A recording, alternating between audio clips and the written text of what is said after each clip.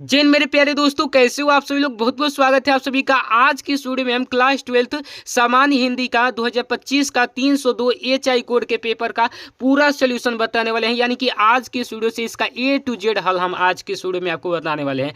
और 2026 में जो भी स्टूडेंट पेपर देने वाले हैं, सेम ऐसा ही आपका भी पेपर आएगा 2026 का। बिल्कुल यही पैटर्न रहने वाला है। और अगर आप 2025 में पेपर दिए हैं तो पूरा का पूरा पेपर मिला लीजिए। और इसी प्रकार से अगर आपने आंसर को लिखा है तो आपको पूरे नंबर दिए जाएंगे। और कॉपी चेकिंग कैसे होती है, सारी चीज़ें आज की वीडियो में बताएंगे कि किस प्रकार से आपको नंबर दिए जाते हैं। तो सबसे पहले देख लीजिए, आपका ये 100 नंबर का पेपर होता है हिंदी का। तो समय आपका 3 घंटे 15 मिनट रहता है। 15 मिनट आपको क्वेश्चन पेपर पढ़ लेना होता है। नोट यहाँ पर दिया है। प्रारंभ के 15 मिनट परीक्षार्थियों को प्रश्न पत्र पढ़ने के लिए निर्धारित है। इस प्रश्न पत्र में 2 खंड है, दो खंड है। दोनों खंडों के सभी प्रश्नों को करना अनिवार्य है। ये बात यहाँ पर लिखा गया है। अब इसके बाद खंड क करेंगे। खंड क कह रहा है कि भाषा योगा विशिष्ट के लेखक कौन है। तो देखो इनका भाई, तो इसमें 12th में तो एमआर सीट मिलता नहीं है, तो इसी में लिखेंगे खंड क प्रश्नोत्तर संख्या 1।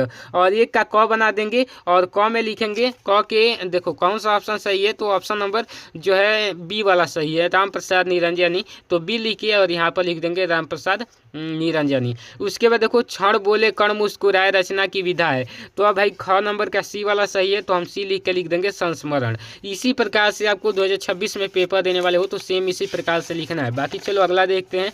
कह रहा है कि चंद्रधर शर्मा गुलेरी द्वारा लिखित कहानी कौन सी है। तो ये जो आपका है कौन सा भाई, सी नंबर। तो देखो यहाँ पर ग का सी लिख के और यहाँ पर आंसर लिख दिया गया है।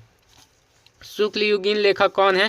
तो ये जो है महावीर प्रसाद द्विवेदी हैं, तो बी वाला ऑप्शन लिख दिए हैं। अब उसके बाद यहाँ पर देखो शुक्लोत्तर युगीन रचना है, तो ये जो है आपका गोदान है, तो यहाँ पर सी लिख के गोदान लिख दिए। ये आपका गद्य से आता है। उसके बाद पद से भी आपका आता है 5 नंबर का। 5 ये मिल गए, 5 नंबर इधर मिलेंगे। देखो कैसे इनको करना है। तो देखो दूसरे का क वाला ये यहाँ पर दिया गया है, एकांत वासी योगी कविता के रचनाकार कौन है। तो ये जो है अयोध्या प्रसाद खन्नी है। तो देखो यहाँ पर प्रश्नोत्तर संख्या 2 बनाएंगे और यहाँ पर क का बी वाला अयोध्या प्रसाद खन्नी सही है, तो ये वाला लिख देंगे। उसके बाद यहाँ पर देखो भाई, शानदार तरीके से देखना, क्योंकि आपका इसी से नंबर एक्स्ट्रा आएगा अगर आपने ये पैटर्न वगैरह समझ लिया। तो पैटर्न समझ लिया तो बोर्ड एग्जाम कुछ नहीं होता है, ठीक है ना। चलो यहाँ पर अगला क्वेश्चन देख लो कि द्विवेदी युग के कवि कौन है। तो द्विवेदी युग के कवि जो है राम नरेश त्रिपाठी है, तो ख का सी वाला सही है, तो सी लिख देंगे। ग में देखिए बादल को घिरते देखा नागार्जुन की कविता का युग है, तो ग का डी सही है। प्रगतिवाद, तो प्रगतिवाद लिख दिए। घ का देखो प्रयोगवाद के प्रवर्तक हैं, तो आगे है ये वाला सही है, तो ये लिख दिए। अब यहाँ पर सप्तक का प्रकाशन वर्ष 1943 है, तो यहाँ पर डी वाला सही है, तो डी लिख दिए 1943।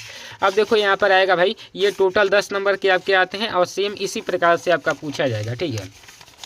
अब देखो यहाँ पर 10 नंबर उधर के फिक्स हो गए ना। अब देखो यहाँ पर आता है टोटल 10 नंबर का गद्यांश।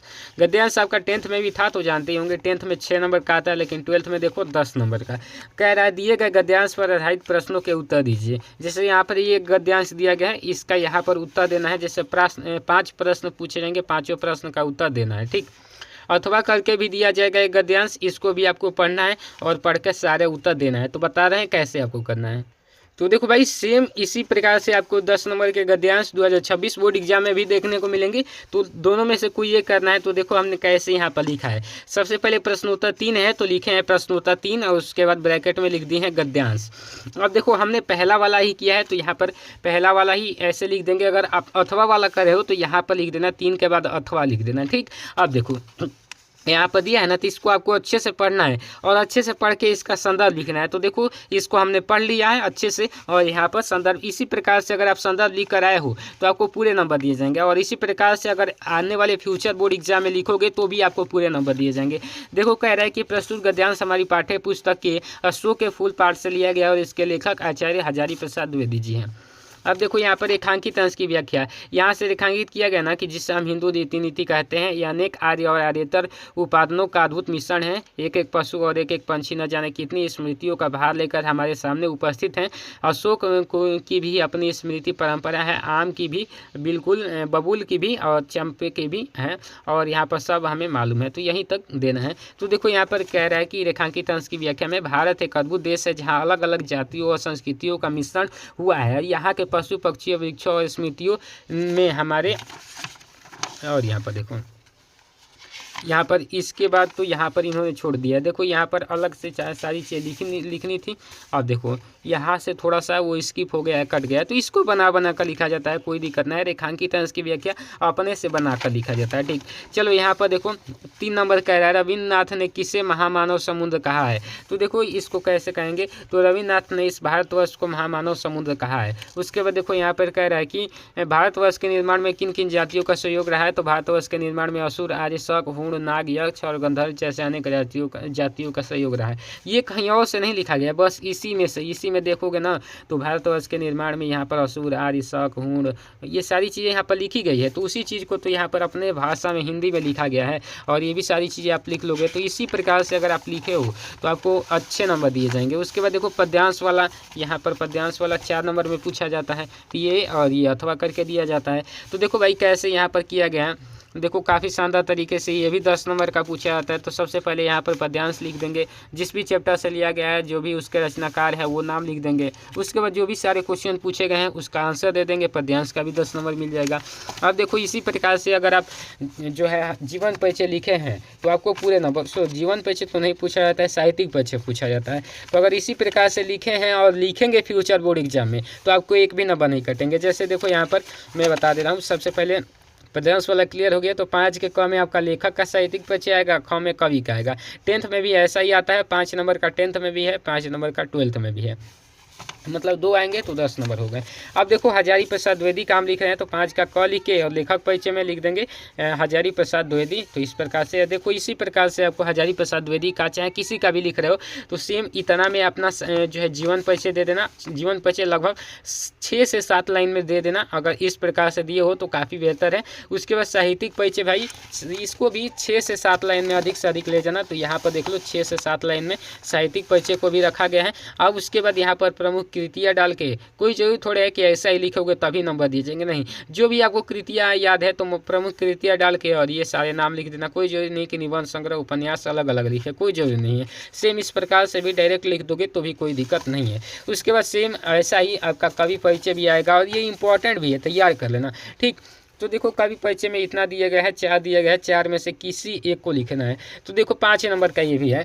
तो भाई देखो कैसे इसको भी 6 से 7 लाइन में आपका जीवन परिचय हो जाएगा। उसके बाद 6 से 7 लाइन में आपका जो है साहित्यिक परिचय हो जाएगा और 2-4 रचनाएं लिख दे, कोई काम हो जाएगा। रचनाएं काफ़ी इंपॉर्टेंट होती है भाई, क्योंकि लिखना जरूरी है। अब देखो यहाँ पर पंचलाइट कहानी का कथा अनुसार अपने शब्दों में लिखना है या फिर बहादुर कायन के उद्देश्य को प्रकाश डालना है। 80 शब्द में ही लिखना है। 80 शब्द मतलब 1 पेज अधिक से अधिक जाने चाहिए। तो देखो सेम इसी प्रकार से प्रश्नोत्तर 6 कहानी लिख दिया गया है, पंचलाइट का लिखा गया है। तो भाई देख लो पंचलाइट कहानी फणसौदांत रेणु की प्रसिद्ध आंचलिक कहानी है। इस कहानी में बिहार के एक पिछड़े गांव के परिवेश का सुंदर वर्णन है। 2026 में अगर आप बोर्ड एग्जाम दे रहे हो तो इसको तैयार कर लेना, क्योंकि काफ़ी इंपॉर्टेंट है। इस गाँव में एक लड़का है जो गाँव की लड़की मुनई से प्रेम करता है। वह उसके घर के सामने से सिनेमा का गाना गाते हुए जाता है, जिसकी शिकायत गुलरी काकी ने पंचों से कर दी और पंचों ने उसे बिरादरी से निकाल दिए। और एक दिन रामनवमी के मेले से गाँव वाले पंचलाइट खरीद कर लाते हैं, मगर गांव के लोग पंचलाइट जलाना नहीं जानते हैं। तो मुनई ने यह बात पंच को पहुंचा दी कि गोधन पंचलाइट जलाना जानता है। पंचों ने गोधन को बिरादरी में शामिल कर लिए और गोधन पंचलाइट को जला देता है। पंच बहुत खुश होते हैं और कहते हैं तुम्हारा साथ खून माफ और खूब गाओ सलीमा का गाना। तो बस इसी प्रकार से थोड़ा सा कहानी का जो है कहानी का सारांश उद्देश्य बता देना है, काम खत्म। उसके बाद अब आपका आता है खंड काव्य। खंड काव्य भी भाई काफ़ी शानदार अच्छे नंबर में पूछे जाते हैं। देख लो 5 नंबर में, सॉरी इधर है ना, 5 नंबर में है। तो देखो 7वां नंबर में पूछा जाएगा। तो अलग अलग जो भी जिला है उनके हिसाब से अलग अलग खंड काव्य लगते हैं। तो भाई जो भी आपके ज़िले में हो, अभी तो आपने सिलेबस चालू किया है तो अगर पहले तो आप एग्ज़ाम दे दिए हो तो ठीक है, जो भी आप लिखे होगे बेहतर है। लेकिन जो स्टूडेंट 26 में एग्ज़ाम देने वाले हैं तो मतलब अगले साल पेपर देंगे, तो उनके लिए क्या है कि भाई अभी आपने चालू किया है तो थोड़े दिन बाद आपके टीचर बता देंगे कि कौन सा हमारे सिलेबस में है, हमारे ज़िले में है। तो बस उनको तैयार कर लेना, 5 नंबर मिल जाएगा। बाकी देख लो इसी प्रकार से एक पेज में ही काफ़ी शानदार तरीके से लिख देना है। जो स्टूडेंट लिख कर आया है तो उसको काफ़ी अच्छे नंबर मिलेंगे। अब उसके बाद यहाँ पर देख लो 8वां का क में, जो कि खंड ख से पूछा जाता है, संस्कृत खंड से। और ये भी 7 नंबर का आपका गद्यांश पूछा जाता है। क्लास 10th में 5 नंबर का रहता है। इसमें 7 नंबर का तो देखो संकेत पहले बना देना। उसके बाद यहाँ पर संदर्भ लिख देना, हिंदी में अनुवाद लिख देना। शानदार तरीके से हो गया तुम्हारा 7 नंबर फिक्स। संदर्भ का 2 नंबर और 5 नंबर अनुवाद का, ठीक है। अब उसके बाद श्लोक भी आता है भाई, देख लो श्लोक शानदार तरीके से कौन सा वाला है। तो श्लोक ये है, ख नंबर तो श्लोक में देखो इसका भी अनुवाद करना है। तो देखो यहाँ पर अनुवाद कैसे किया गया है, सेम इसी प्रकार से आपको कर देना है। ठीक है, इस प्रकार से कर दोगे तो बेहतरीन तरीके से आपको नंबर मिल जाएंगे। अब उसके बाद यहाँ पर देखो 9 नंबर में कि मुहावरा का अर्थ लिखना है, 2 नंबर का है। तो एक मतलब इनमें से कोई एक का ही लिख देना है, अर्थ लिखकर वाक्य प्रयोग कर देना है, 2 नंबर मिल जाएगा। ठीक है, अर्थ लिख दोगे तो 1 नंबर वाक्य प्रयोग पर।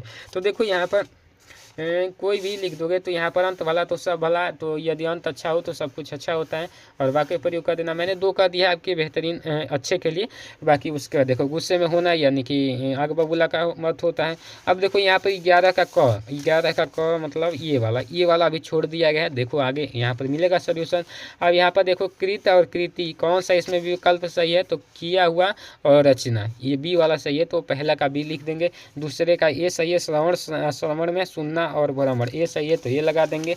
और उसके बाद यहाँ पर देख लो शानदार तरीके से कौन सा सही है भाई। हाँ, तो अब यहाँ पर 11 का ख में आपका पूछा गया है क्या भाई, तो ध्यान से देखो 11 के ख में, तो क वाला तो समाप्त हो गया। ख में आपका पूछा गया है कि एक का 2 सही अर्थ लिखिए, किसी एक का, तो नाग का लिख दोगे या फिर नग का, सेम इसी प्रकार से पहाड़ नगर नग का होता है, और नाग का सांप नगीना।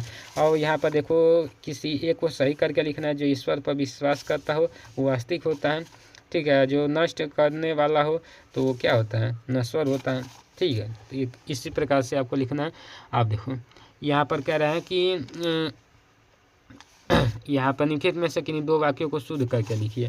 तो देखो शानदार तरीके से ये 2 नंबर फ्री के मिल जाएंगे, क्योंकि थोड़ा बहुत आप हिंदी जानते हो तो शुद्ध करके लिख लोगे। मोहन ने अलमारी खरीदी, मेरे बाल सफ़ेद हो रहे हैं। देखो क्या इसमें दिया था, मोहन ने अलमारी खरीदा नहीं होगा, खरीदी होगा। और मेरे बाल सफ़ेद हो रहा है, नहीं मेरा है, मेरे होगा, मेरे बाल सफ़ेद हो रहे हैं, बस हो गया। अब देखो यहाँ पर अब आपका आता है 10 नंबर, यही वाला पीछे वाला जो अपठित खंड काव्य आता है, जो कि आपने पढ़ा नहीं होगा, बाहर से दिया जाता है और उसका आंसर आपको देना होता है। किस नंबर में भाई, 10 नंबर में था, 5 नंबर का दिया जाता है। तो इसी प्रकार से पढ़ के और इसका आंसर दे दोगे शानदार तरीके से, तो आप दे ही देंगे, ये आसान होता है।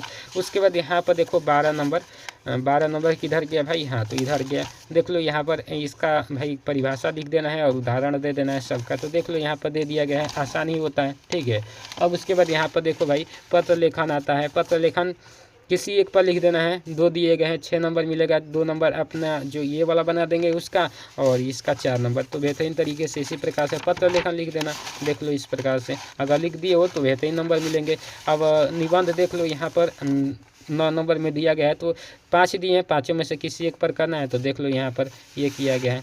ठीक है, ये किया गया है। देख लो 2.5 से 3 पेज में अगर आप निबंध लिखे हैं तो आपको पूरे नंबर दिए जाएंगे। कम से कम 2.5 से 3 पेज आपको लिखना है। ये तो आशा करता हूँ कि सारी चीज़ें समझ में आ गई होगी, किस प्रकार से अगर आपने लिखा होगा तो आपको पूरे नंबर दिए गए होंगे। तो बस इसी प्रकार से आपको 26 में भी बोर्ड एग्जाम देने वाले हो तो लिखना है, और जो भी स्टूडेंट दे कर आए हैं उनको बेस्ट ऑफ लक, आपके नंबर अच्छे हैं, यही हमारा कामना है। तो चलो इस वीडियो को यहीं पर एंड करते हैं, मिलता है अगले वीडियो में, तब तक के लिए जय हिंद, वंदे मातरम।